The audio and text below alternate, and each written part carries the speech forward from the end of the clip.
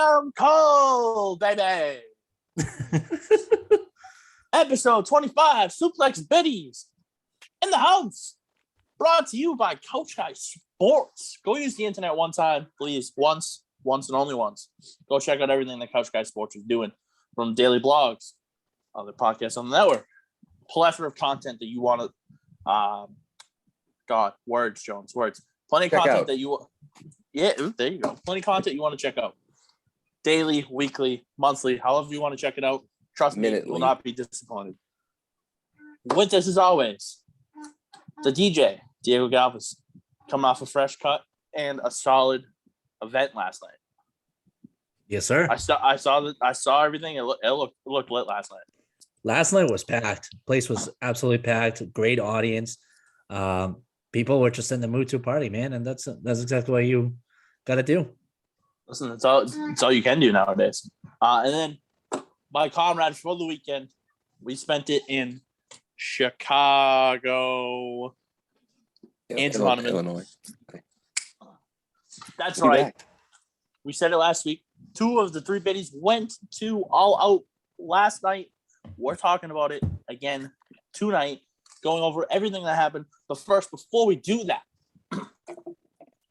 Suplex Biddies podcast is brought to you by Exogun. Have you ever done a workout and feel like you need a massage after? Well, get a massage without leaving the house. Don't let pain and soreness slow you down, as Exogun revives muscle, boosts circulation, and releases energy so you can recover faster and live better.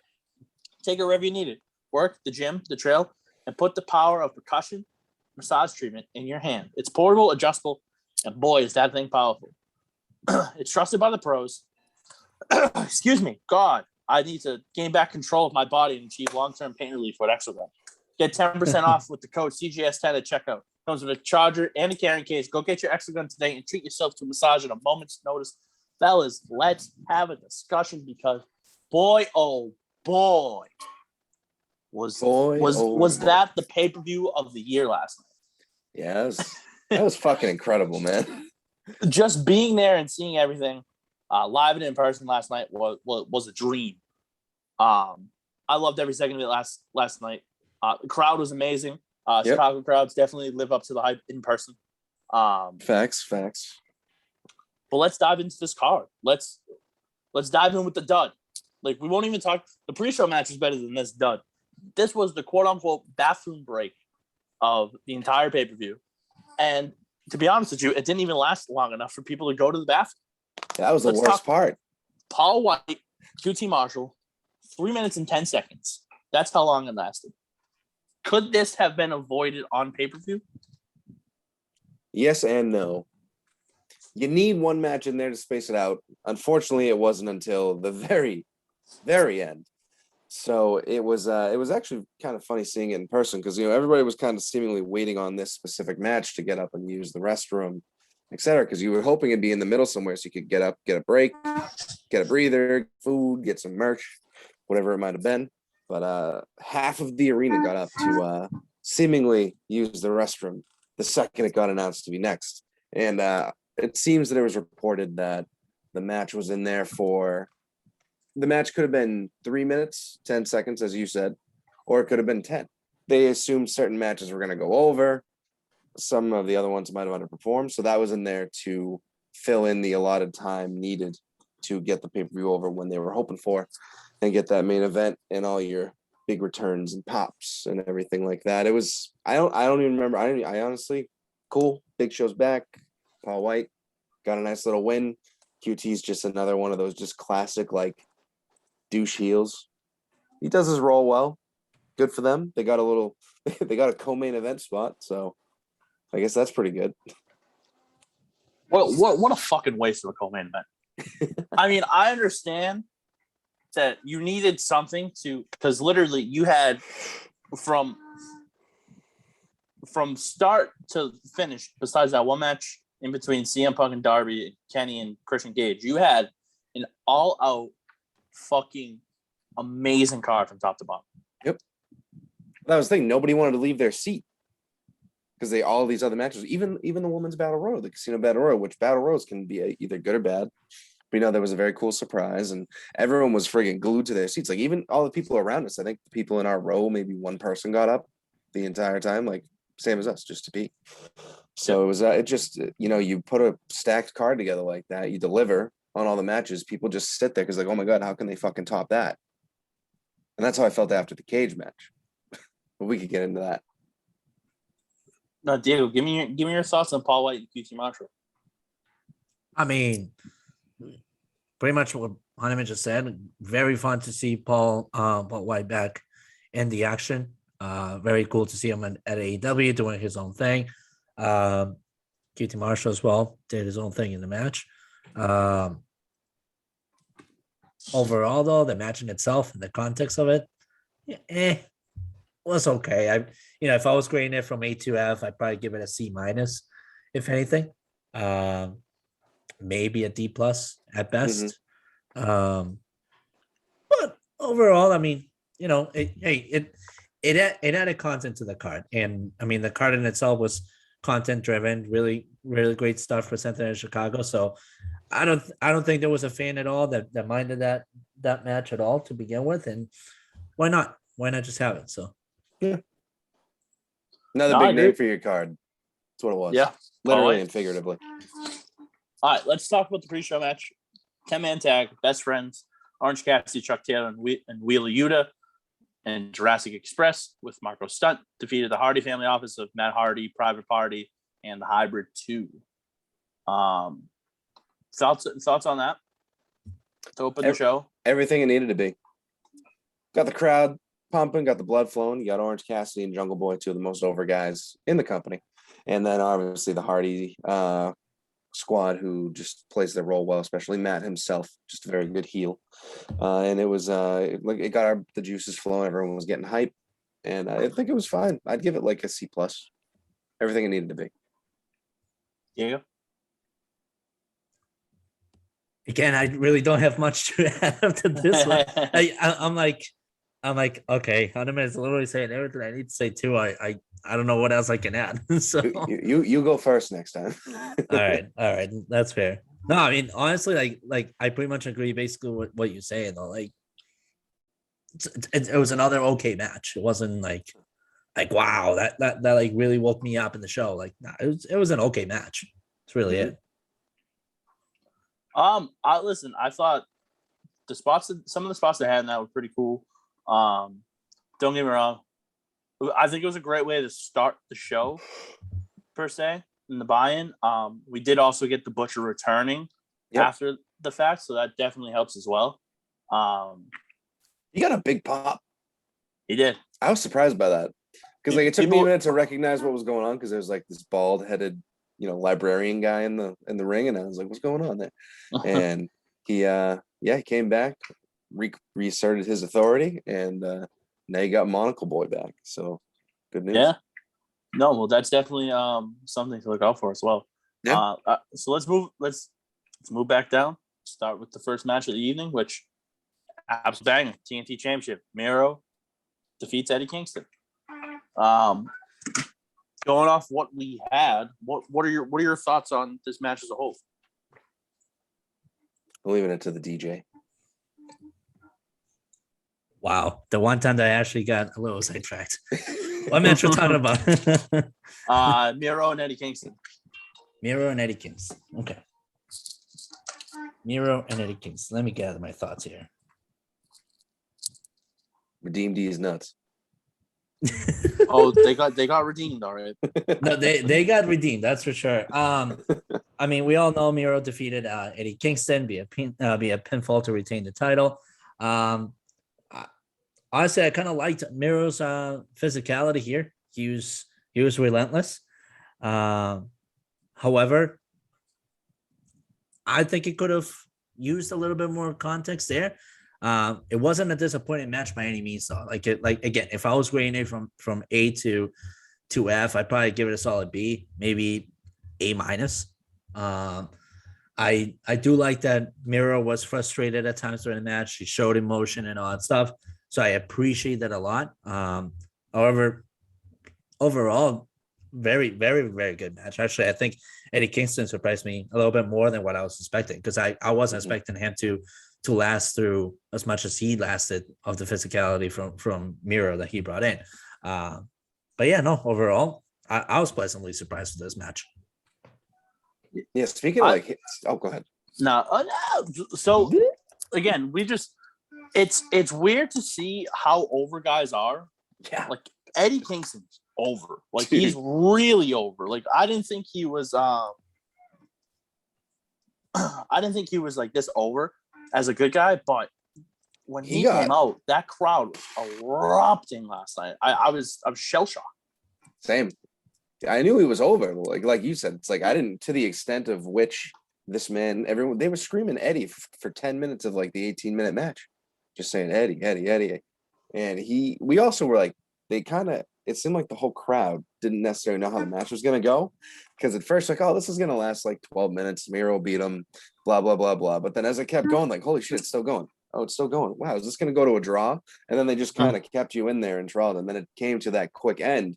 And man, they were landing. It seemingly looked like they were landing some stiff ass shots because they were like Kingston was eating that. And again, you brought up a good point. Like literally, at first it was just pure physicality from Miro, nothing else. And I was just like, this dude's not gonna last this match at all. It's probably gonna be another 10 minutes and this match is over. But then the jab trading and all that stuff, I was like, holy crap, these guys are really getting into it. Like, this is gonna be a long match. And it was good. It's weird. It's interesting when you see guys that have seemingly like it's just like that brawler style of Kingston and the powerhouse of Rusev.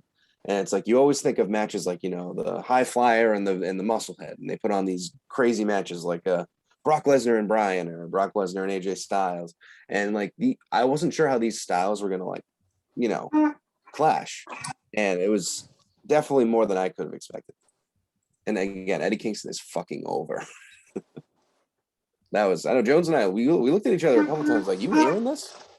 Like I was thinking that it was like CM Punk came out at one point. It was that loud. It was really loud.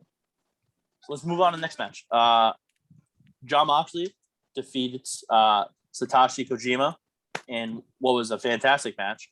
But then, to the surprise of all, at the end, out comes Minoru Suzuki, who I'm going to let Hanuman dive in and tell you exactly who this guy is.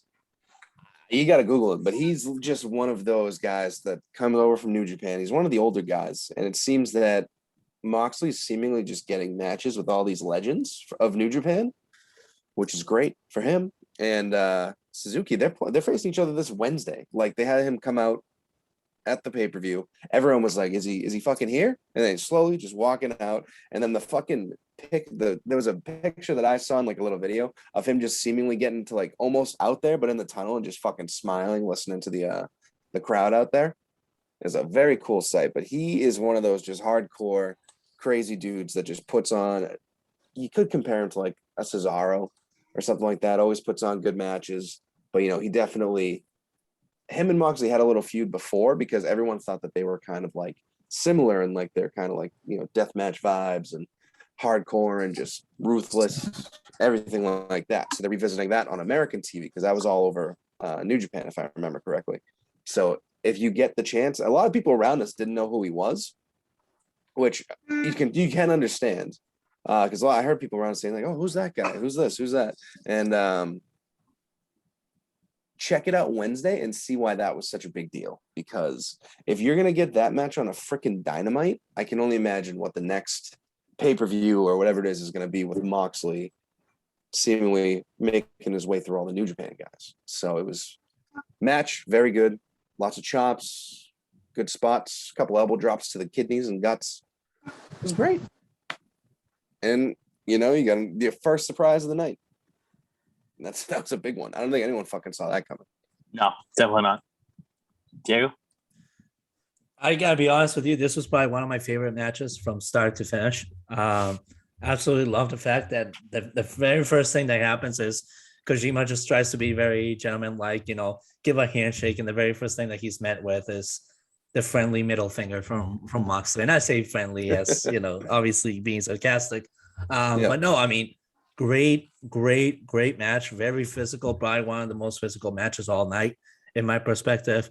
I love the amount of jabs that they exchanged, the amount of moves made throughout the whole entire match from both of them. They clearly showed their full display of talent in the show. I think Suzuki stepping in as well and hitting Moxley with the Gotch power driver. I believe you're right. Yes. I think that's the name of the move. I think that was just beautiful. I mean, Moxley was shocked beyond shocked at seeing Suzuki come out, and I think that that story is going to develop quite nicely onto the next episodes of AEW. So I'm overall, I was pleasantly surprised with this match, pleasantly entertained. Again, probably A+ in my opinion. It's so rare you get to see these New Japan guys in the US. Mm-hmm. So it's just, you just got to take it all in. It's just like seeing like a guy like Thunder Liger or Kojima, Suzuki. It's so, I'm very grateful as a fan. And Moxley is super dynamic in making all those matches work. Like he is natural at making sure that the matches are entertaining, as physical, as driven as possible, whether he's in WWE or whether he's in AEW. Any match that he's always had in his career has always been an entertaining one. There hasn't been a dud match where we've been like, Ambrose, Moxley, you could have done better. Like, right. What the hell is that? But right. I mean, that's just the character himself. He's a top guy for a reason, you know? Nope. And listen, AEW, what they do best is they have their top guys. They don't need to be in title feuds. They just keep giving them these good classic 1v1 matches, and they're showing out. And this is a prime example of it right here. Having him fight Kojima. I think my favorite moment of the match, Diego brought up the finger. I think what people don't realize about Kojima is when he does the chop, he does it, but he just goes, and he just keeps going and going and going and moves his head. I just thought that was probably one of my favorite moments of the night. Mm-hmm. It was just him just going, wailing on him. Some of the chops are fucking loud too, man. Like you could hear him up on the balcony where we were. Yeah. But no, that was definitely a great match. Then we had the fact that this didn't go on longer than I thought it did. Dr. Britt Baker retains against Chris Statlander. This was from start to finish. This was just a good match. Chris Statlander, we're finally seeing what she can do. With her missing time off, people have, they took a step back to like, I don't know about her, but since she's come back, she's looked great. Britt Baker, she's on a whole different level. Yeah. And we saw the tease. Really we saw the tease of Adam Cole earlier when she hit the Panama Sunrise on Chris Statlander, which was incredible to see. Dude, the way match itself was fantastic. What was the runtime on it? Like 15? No, less than that. Less than that, really? It felt like a sprint. Wow. 11:30. Because they came out guns blazing. They did. Like we were all saying, even our friend Anthony, who had never been to an AEW show that was with us, was like, holy shit, I've never seen a more like over heel in the wrestling business in the show I've been to, and I don't even know how long. She came out, everyone was all about it. Statlander got a good ovation, but the way they protected Statlander was great. Like the way, you were just talking about, the way they finished the match, they had the tease of the Adam Cole with the Panama Sunrise. Then she curb stomped him, and then she curb stomped her, and then submitted her and made her pass out. Like that's how you make someone look fucking good. Mm-hmm. Like 3 potential finishing signature maneuvers all at once, and the only reason the match stopped is because she was literally just out cold and unconscious. So another great booking for them. Definitely shorter than I thought too, because I feel like maybe we were just soaking in the entrances, but it could be a combination of a lot of different things. Orange Cassidy with Statlander also was a very cool little dynamic. There was a couple points in the match where she was kind of like reeling on the outside, seemingly trying to catch her breath. And Orange Cassidy, showing emotion, trying to hype her up, get it all going. He doesn't do that very often. So, he starts going crazy. The whole crowd starts going crazy because this dude's showing emotion when he just sits there and goes like this the whole time, because that's just his gimmick. He's great. And just another great title defense for Britt Baker. And then, as we know, a potential new challenger. It was another one. It was just so many good matches in a row. It hurt. if we're being honest. Yeah, So no, many. like I just like for the fans that had to pee, you couldn't even you didn't want to get up because you didn't want to miss anything live in person because you just didn't know who was going to show up. Yep, you So didn't know for if there us, was going to be a surprise. So. Trust me, it was an unreal experience. Yeah. Diego? I mean, you guys have basically hit it all together. I think the only thing that I can add on here is the overall show in itself, AEW, was the event this weekend was supposed to be one of the best events in AEW history. And talk about building momentum for that. This match in itself just build that momentum all together. Obviously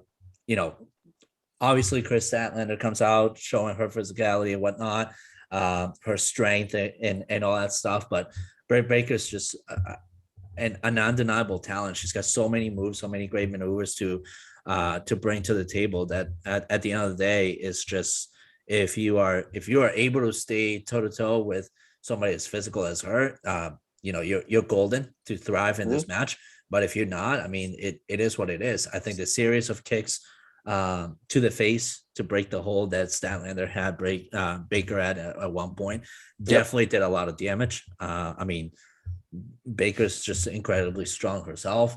And I think landing that lockjaw submission was also just a wonderful maneuver. So overall, great match, great momentum builder. I mean, Hyman just said it himself, back to back matches that are that good. I mean, when do you ever experience that these days? I mean, WWE has back to back good matches. They have back to back good matches and then back to back duds. And then all of a sudden it's like, oh, okay, another good match. And then show's over.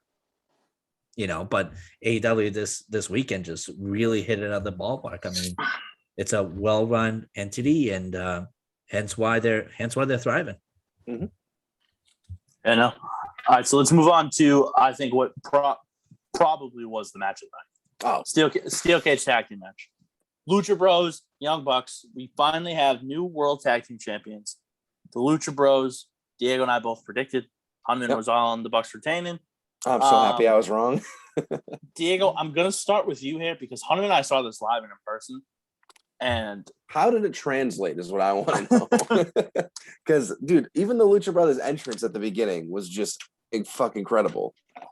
They had the guys come out and sing the theme songs. They had the guys dancing in the Penta and Ray Phoenix masks and get up and everything. And then they came out with the headdress, the Lucha headdresses, whatever it was. Shades of like Rey Mysterio at WrestleMania when he wears all the crazy stuff.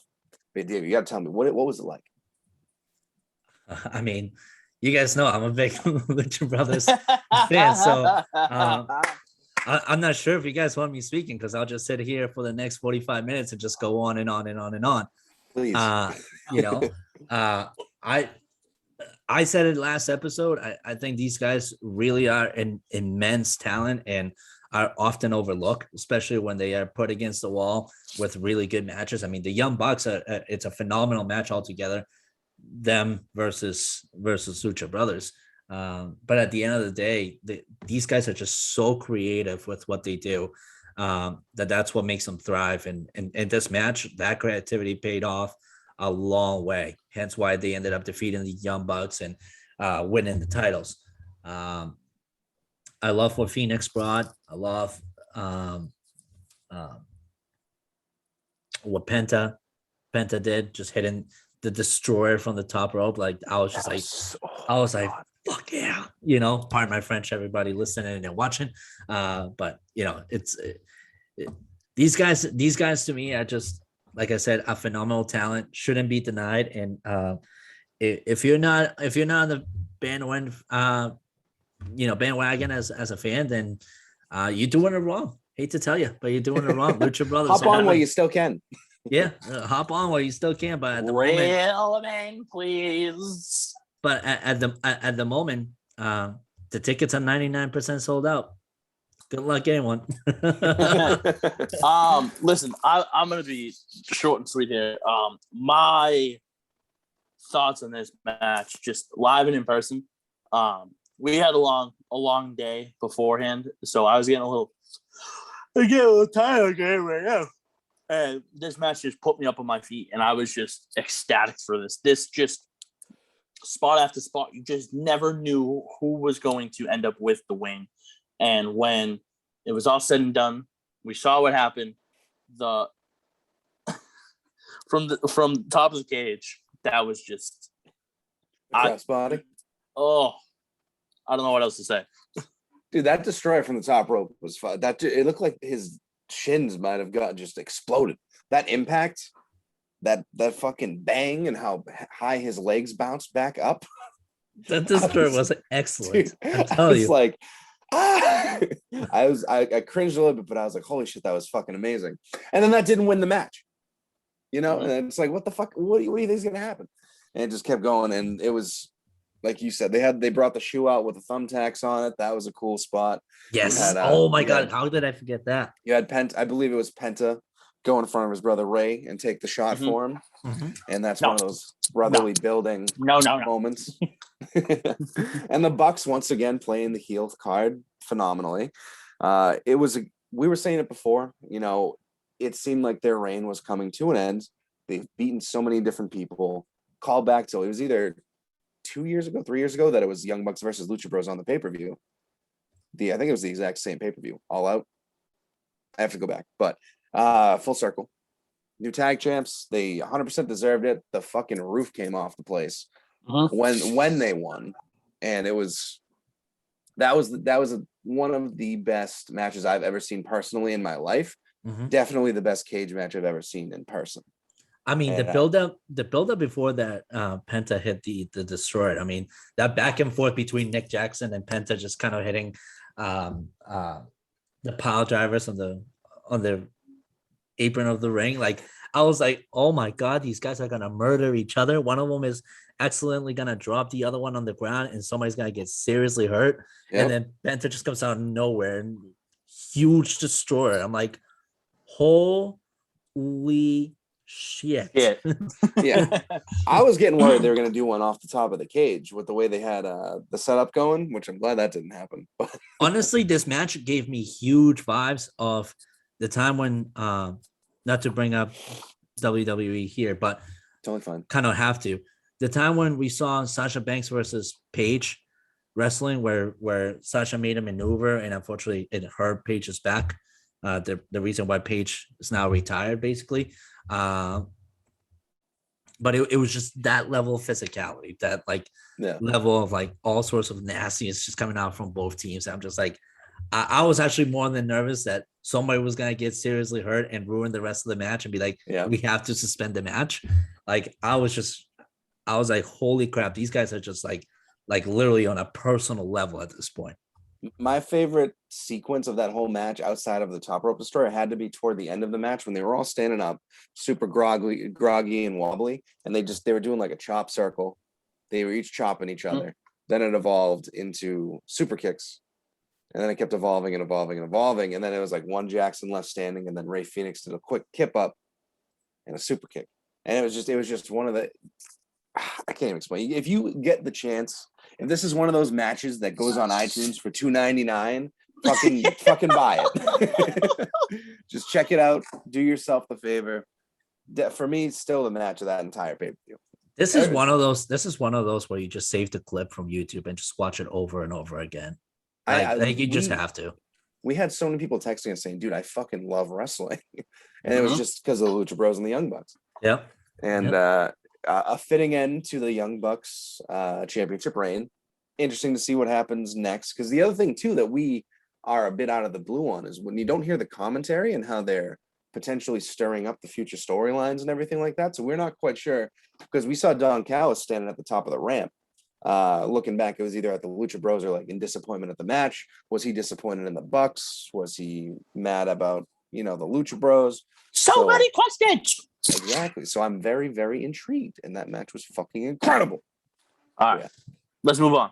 Women's Casino Battle Royale. Winner gets a future AEW Women's title match. We got the debut of Ruby Soho. What a debut! The crowd knew it was coming, and they were letting her hear it. How fucking happy they were. Seriously. But basically, I'm looking at last week, I had Ty Conti, but I also said if Ruby Soho was in it, that she would win it.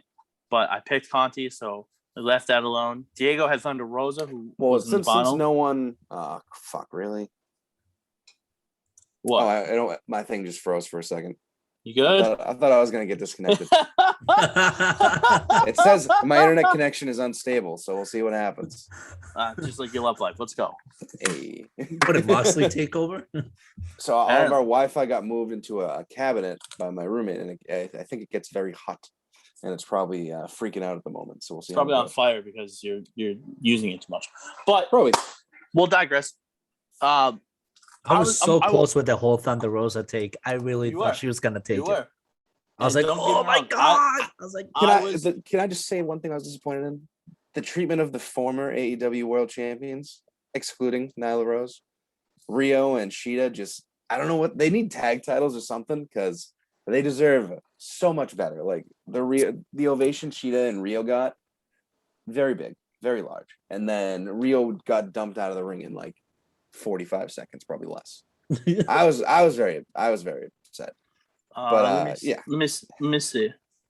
I know my friend Anthony was also very upset. Rio was the 7th eliminated. Yeah, and she was the second group, I believe. Third. Yeah, so that tells you something. It was the third one, so there's 15 people in the match. She was still the 7th one eliminated. 1, 2, carry the one. Yeah, no, you're right. But if I had to say one thing, negative, a little bit of that, but it would be that. But no, I mean, listen, it was great. It was great for Ruby Soho. Definitely her and Britt Baker is going to be a fun little rivalry. Agreed. But no, I don't really have much else to say. I think this was one of those ones where you just knew it was coming, so it wasn't like that big of a surprise to me. Can we just also talk about how huge that pop was that Soho got? Oh yeah. I mean, that was just wild. This is a person that is going to inject a lot of energy and life and motivation into a very good and developing women's division for AEW. Like this is facts. This is probably like the Patriots 3 years back if they had Tom Brady and they still Antonio Brown wasn't alleged with anything and they added Julio Jones. Like that's just how good of an addition that is. Definitely good analogy there, but agreed. Agreed. All right, let's get into the good stuff. Let's get into what I thought was. What do you mean? I was exhausted after this. Let's get into what I thought. Let's get into what I thought was Chris Jericho's last match.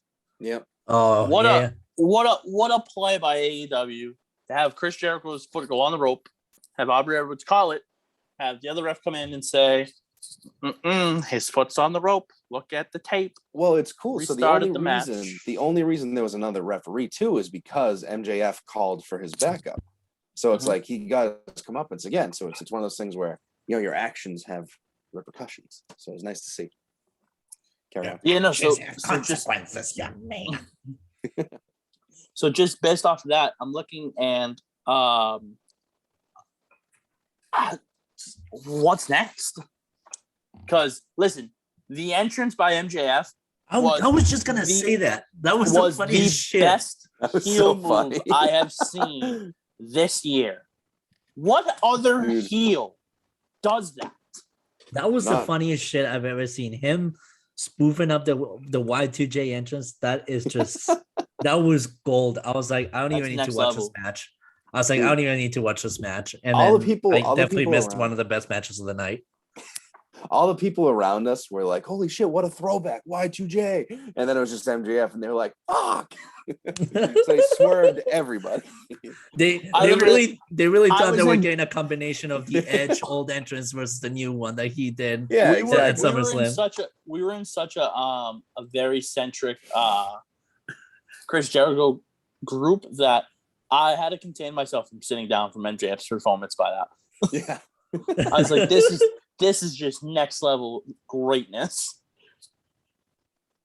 Low key, we kind of fucked up Judas as a crowd. Not gonna lie. Well, not for nothing. They didn't tell us when to start singing. Well, they had someone playing the electric guitar and you could kind of hear it coming in. So wasn't sure if it was going to kick in itself, like with like how they do it with Bogues and Nakamura, where it kind of like the theme kicks in a little bit after the solo. But then like after a little bit, people caught on and kind of sang it, but it was like, I was a little disappointed in all of us, myself included, but it was so cool seeing it live and singing it live. Hold on a minute. I will say this. I'm going to blame the girl that was 3 seats over from me because she was fucking up every chant possible. Yeah, she was rough. Y2J. Let's go, Jericho. Let's go, Jericho. Too many syllables. Jungle boy. Literally how she was too the entire time. She had a good time. That's what matters. But again, I didn't because she ruined it because she made me fuck up Judas. I'm interested in what you're saying for like what's next. The kind of swerve with the false finish and the ref being out there with the foot on the rope. Very cool. Jericho gets to keep going. Inner Circle came out at the end to celebrate. And it is interesting to see what they do next because even like the rest of the Pinnacle too, because FTR's future's kind of uncertain. Given someone's hand might be a little bit beyond repair, unfortunately.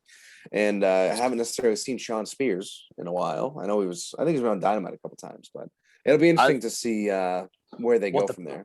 What the Pinnacle does. Remember, they were supposed to be this big faction. They haven't done anything. I will say, all right, so we can go a little negative. It seems like they've kind of dropped the ball a little bit on the Pinnacle, and it ended up just kind of going from these two group things to just MJF and Jericho, which, I mean, they had blood and guts, so I guess it makes sense. And Stadium Stampede, if I'm not mistaken. So I guess they got their run. But we'll see. It would have been nice to see MJF lead the faction a little bit better. Yeah, agreed. I want to see who. I don't know who either of them are going to mix it up with next. I genuinely don't know how to predict that because there's so many new freaking names. It could be anybody. I hope we get a Chris Jericho versus a name to be later debut from later on in the night. But we'll talk about it. I'll mention it. All right. Diego, any thoughts on MJF and Chris Jericho? No, other than what we've already talked about. No, nothing else. I think the overall match in itself, okay, it was okay. It wasn't brutal, and it wasn't like, wow, what a match. I think the dynamic of it was building up to be, quite the match, but in itself, I think both of them kind of under-delivered in that aspect. So if anything, I think it's maybe a B at best of a match, maybe. Yeah, it was solid. It wasn't like some technical 5-star masterclass or anything like that. Yeah. But it filled its role. You got Jericho facing his demons and beating MJF. And it is tough because I was kind of with Jones where I kind of was I don't want to say hoping because I don't want Chris Jericho to stop wrestling anytime ever. But, it'll happen eventually. But MJF seemingly gets these big moments. And then when that big match comes, he happens to lose a bit. So, he has a win over Jericho after the labors and everything like that. So I just wonder what they're going to do next because I don't know, every like big pay-per-view situation, it seems like he might be just coming up just a little short. So we'll see how that goes. I will say the best part of that match was really just the girl sitting in front of you guys. It's just messing up the chance. That's the best. Jones loved her. Erica did a great job. Proud of her. Great job. Keep it up. Chantel did a horrendous job. Oh my God. All right. The co-main event. Yes, I'm calling it the co-main event. I don't care what anybody said. It's fun.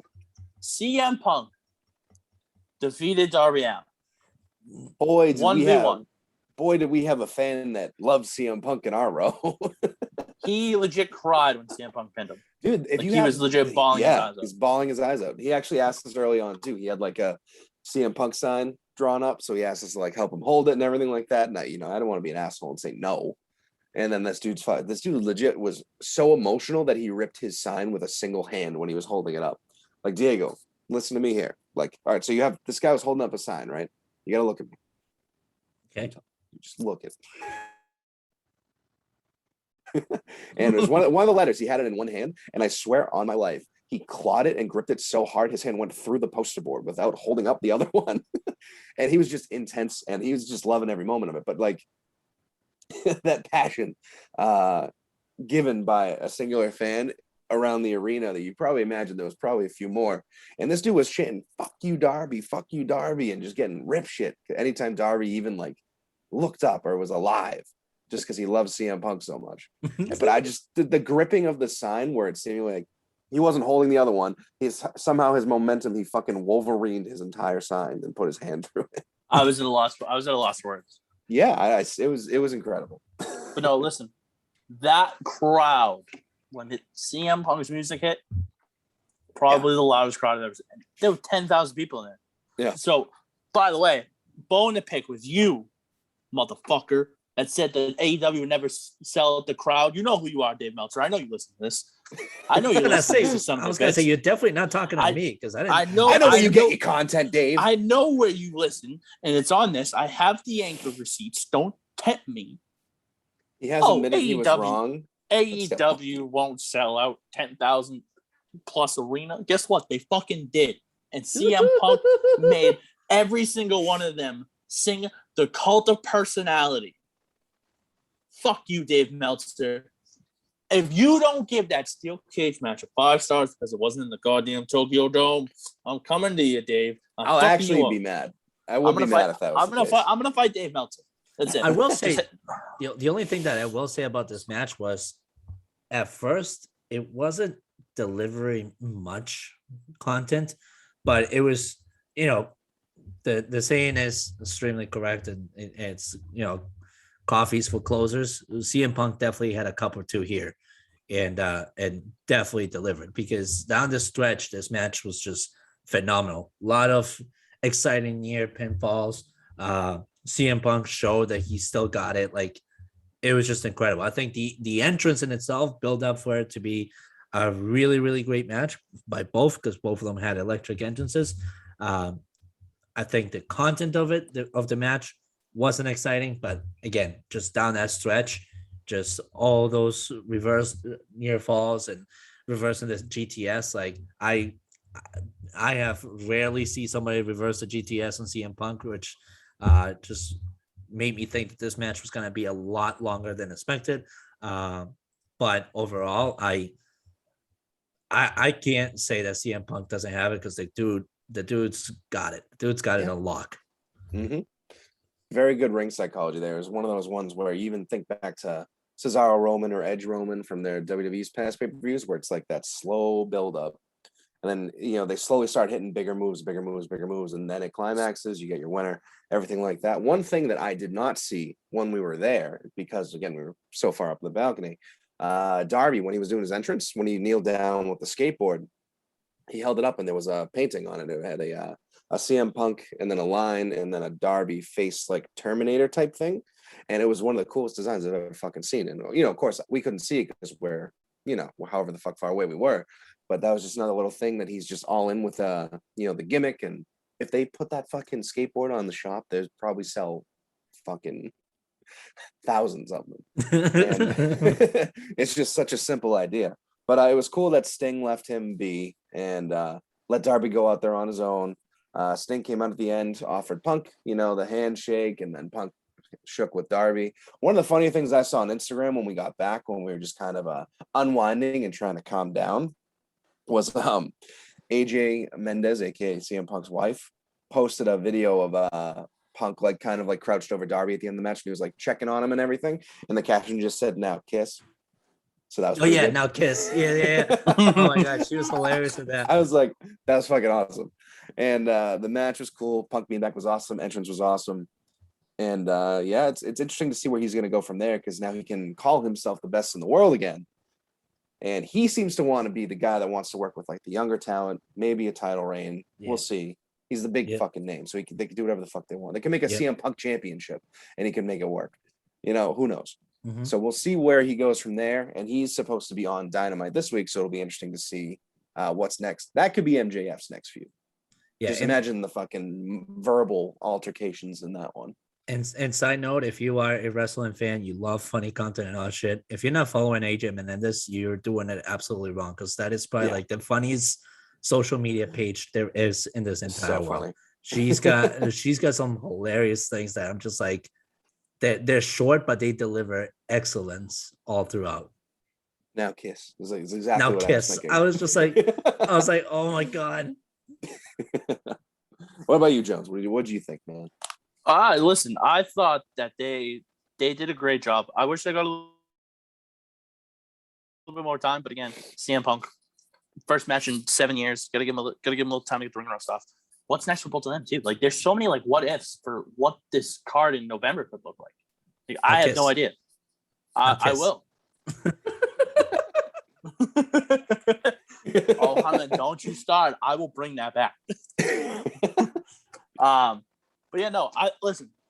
The first time CM Punk hit him with the go to sleep, Darby looked like he got shot out of a cannon.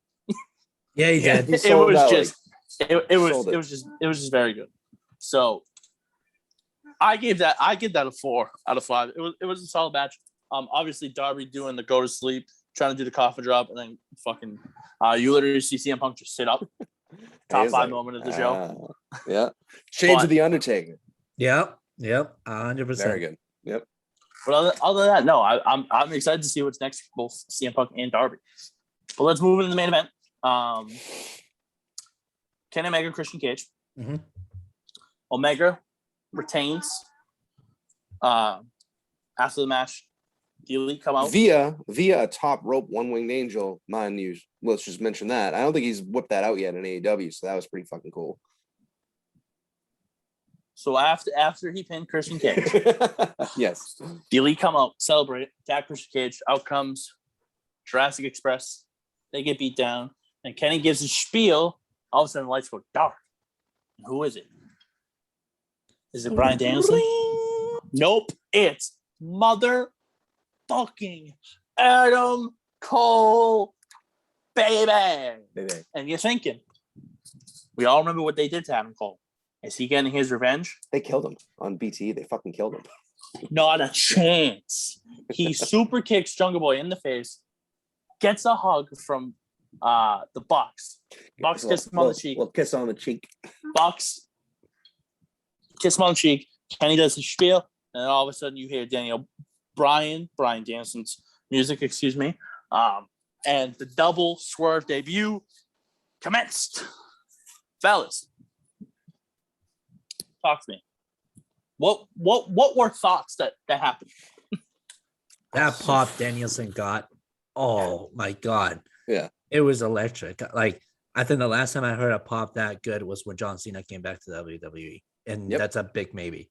Danielson just really drove that crowd off the walls. I mean, I think the roof came off of that arena easily. There was no question that.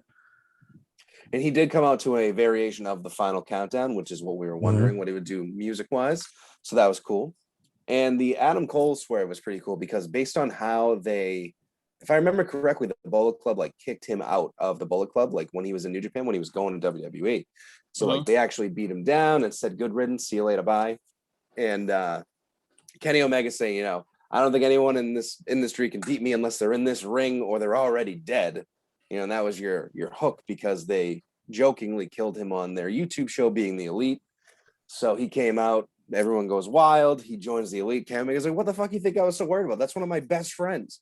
And then everyone thinks you're gonna go home and you already got Adam Cole. So cool, you know. And then little you know, fucking Bryan Danielson pops out. And you even like the one thing I did like, I want to mention earlier too, with even like Moxley and Suzuki, when they come out, instead of actually facing off, I like that they kind of trade blows a little bit. Because like Suzuki and him were exchanging forearms and things like that. Suzuki hit his pile driver. Same with this one. Danielson got in the ring. There was a bit of a little brawl. They cleared him out. Then they stood tall. And it is cool seeing them get physical right away rather than just like standing there and looking menacingly like a Brock Lesnar does and things like that. But, you know, makes sense. It was seeing the double debut. We talked about it. We were hopeful. We wouldn't think it would actually happen, but this is twice now we've seen Adam Cole make his debut for a new promotion in the last 4 years. So it's, shout out my friend Eric Ruvo, who's over 2 on those. He could have been on both those trips, you know? And I'm very excited to see, because if you had Adam Cole just join the Elite like that, I don't know what you're gonna get next, because he's just like, if he's just gonna pop in and play, I don't want to say second in command or whatever it is, or just be boys with Kenny. And it's second command leading to a power struggle. Yeah, plenty of options. And we were saying, you know, maybe we'll even see Cole versus Hangman, which would be maybe we'll see Cole versus Bryan Danielson. so many different things. That's what I want to see. Cole versus Punk. There's so many different angles that they can go here. I'm curious to see what they have next. But all in all, what are we giving this pay-per-view as a whole? I'm giving it a 10. I think it was perfect. Match Diego? quality, everything. I mean, I think it was close to perfect. I think there were a couple of matches that could have been improved. For me personally, 8.5 to 9 out of 10. Personally,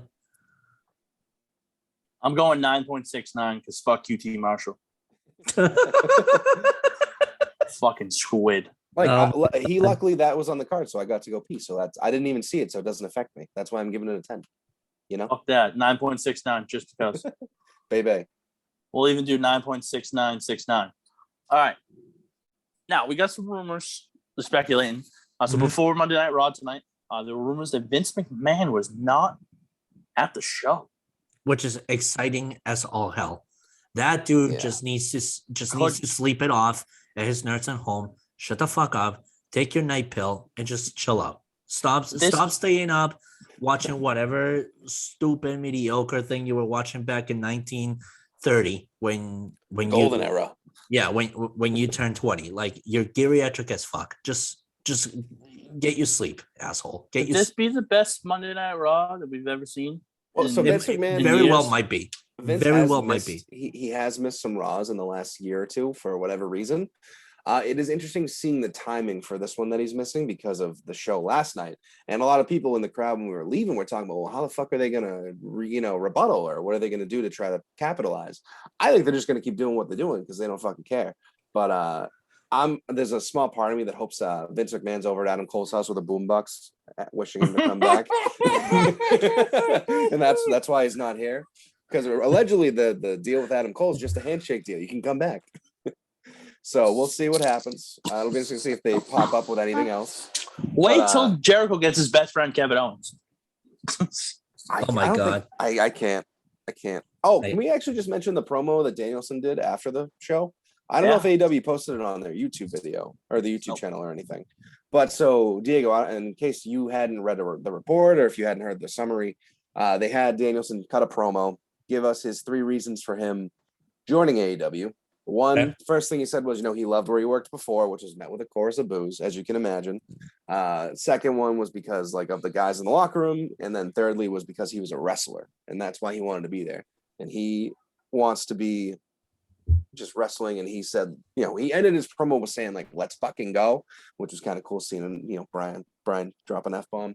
But he made a point to say, make sure you don't forget the originals of AEW. All of these names coming in is awesome. But these guys are the reason that we're coming in and why we want to be here, and we want to give it a try and see what we can do because of the foundation they built. And honestly, I'm kind of shocked that he just kind of kept it so professional about WWE, considering just how emotional of a person he is, and as a wrestler, his passion for the sport in itself is undeniably one of the top passions in all of wrestling in the world. And for him to be so professional about just being I happened to left where I was before and just left it at that, not barraging WWE, not saying anything about the locker room or the atmosphere around it or how it was managed. I'm really shocked. It just goes to tell you how professionally this guy has developed over his career and what the career means for him more than anything else. Right. Consummate professional, Bryan Danielson, always. I'm shocked. I'm really shocked because it was refreshing because Punk's come back and a lot of his promos have been shade at WWE and things like that. Even when Adam Cole came out, he did a little jab at saying there is no chance in hell that I wasn't gonna team up with my friends again, taking the Vince McMahon slogan and everything like that. That always gets a pop from the crowd, but it is nice to see someone actually say, hey, like I really loved where I was before, but it was time for something new. Yeah. You know? So I definitely love that.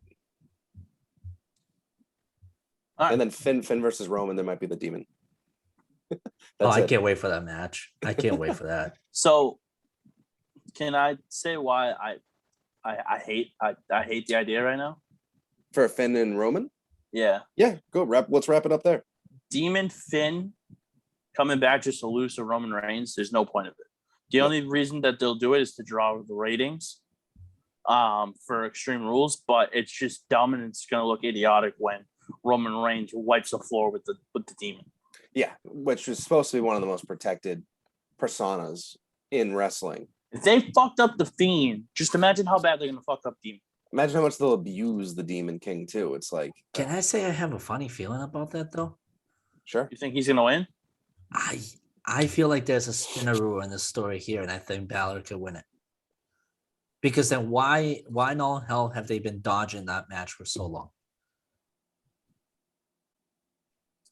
Like the match has just been dodged left and right, and center and up and down. It's just been like it's just been a continuation of excuse after excuse after excuse for them not to finally get the match going. Just seeing the amount of mistakes that Roman has been making lately in the ring and really just not as focused as he is, and how hype up and energy Balor has been all along since he's come back to the main roster. I feel like one of those mistakes is going to be lethal enough for Roman to lose his title. And that's where the spinner room may come across.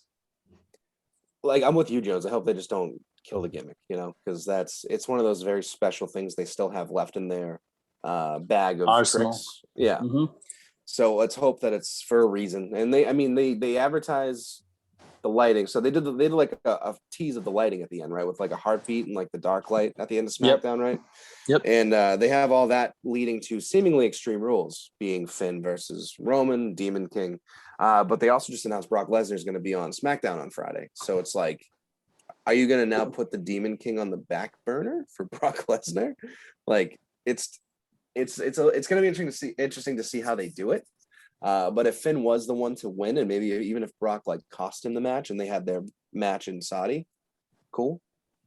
But yeah, we will see how that one plays out. I'm hopeful that they do something, but it's just so tough to top what AEW has been doing, and you try to remain hopeful, you try to become stay a loyal fan and everything like that. But then you get shows like last night, and then we'll see what Raw has tonight, and they advertised 3 matches. We'll see if any of them even happen.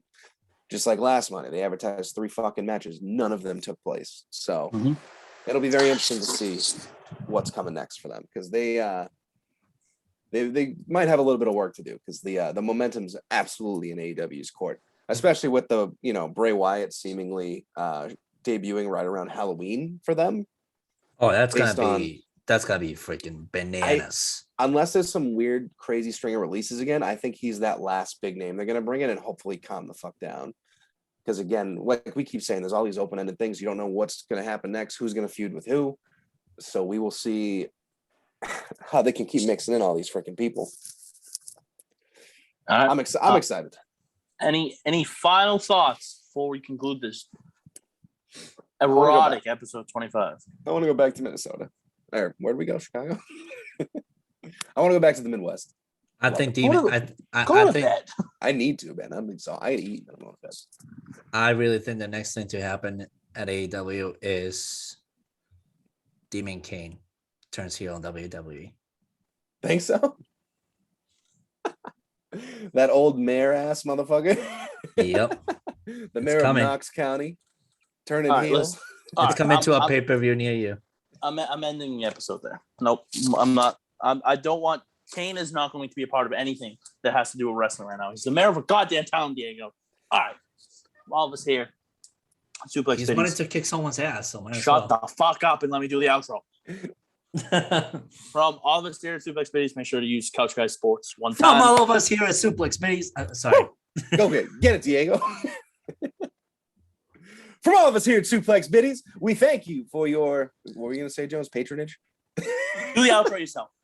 Do it. Bye. Well, Chicago was fun. It was great. It was great. Don't get me wrong. So, Oh, this is excellent. you think he's gonna come back and do something funny, or should we wrap it up?